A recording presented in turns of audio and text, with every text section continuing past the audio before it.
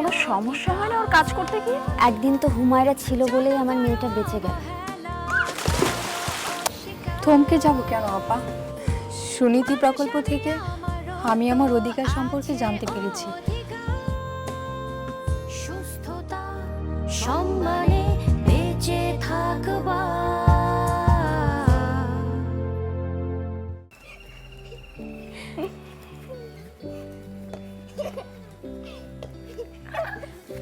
সাবধানে খেলো তোমরা।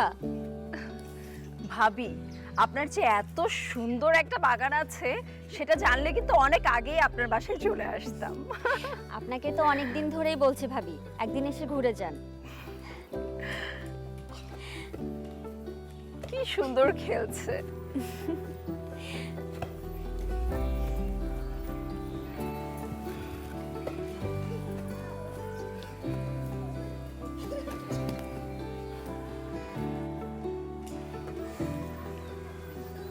ওকে ভাবি?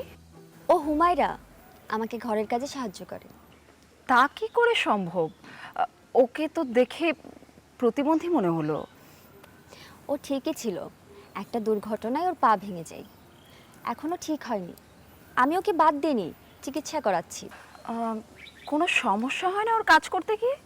প্রথম দিকে একটু হতো, কিন্তু আমার এখানে আসার আগে সুনীতি প্রকল্পের আওতায় লাইফ স্কিলের উপর টেকনিক্যাল ট্রেনিং নিয়েছিল, যে কারণে ও সব কিছুই খুব দ্রুত অ্যাডাপ্ট করতে পারে। এখন আর ওর কোনো কাজে সমস্যা হয় না। আর তাছাড়া ওকে ছাড়া আমি একদম অচল।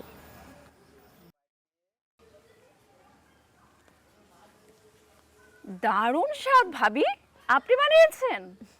না, এটা হুমায়রা বানিয়েছে। ও দারুণ সব আইটেম বানাতে পারে, আর রান্নাও করে অনেক দারুণ। শুধু রান্নার কথাই বা বলছি কেন, আপনাকে বললাম না হুমায়রা সব কাজেই অনেক দক্ষ। শারীরিক সমস্যাটাকে ঠিকই জয় করতে পেরেছে হুমায়রা। তাই তো দেখছি।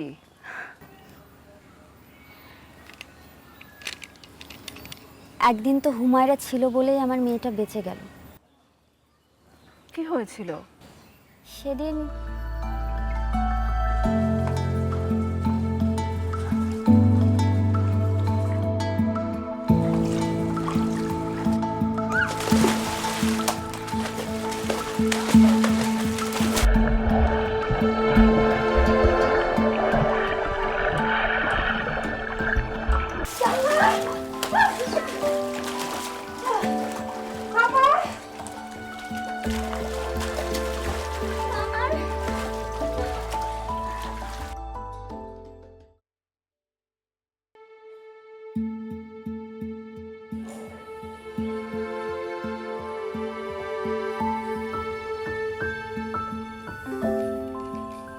হুমায়রা, তোমার কথাই হচ্ছিল, বসো না।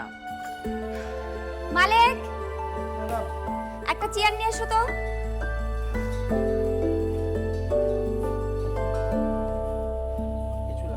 না, তুমি যাও,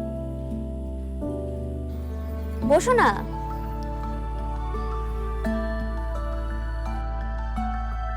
তোমার কথাই শুনছিলাম, দুর্ঘটনার শিকার হয়ে তুমি যে থমকে যাওনি সেই কথা। থমকে যাব কেন আপা?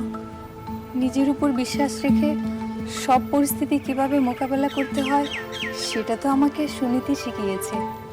আর দুর্ঘটনার পর আমি যারা আপাকে পেয়েছি, থমকে যাব কেন?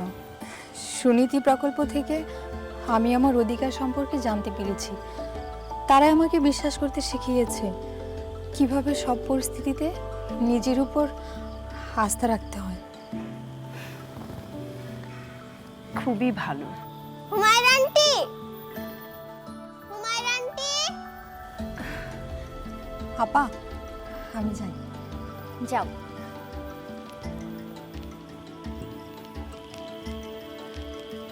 খুবই ভালো মেয়ে।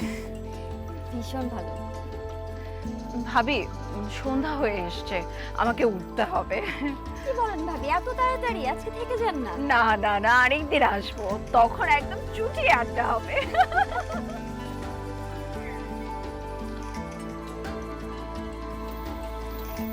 কি হয়েছে সোনা? একটু তোল দিয়ে দাও না। তোমাকেও? সোনামণি শুনো, এখন তো সন্ধ্যা হয়ে গেছে, আর দুল খাওয়া যাবে না, মা বলছে যাওয়ার জন্য। আচ্ছা। চলো। মানুষ আমি আমার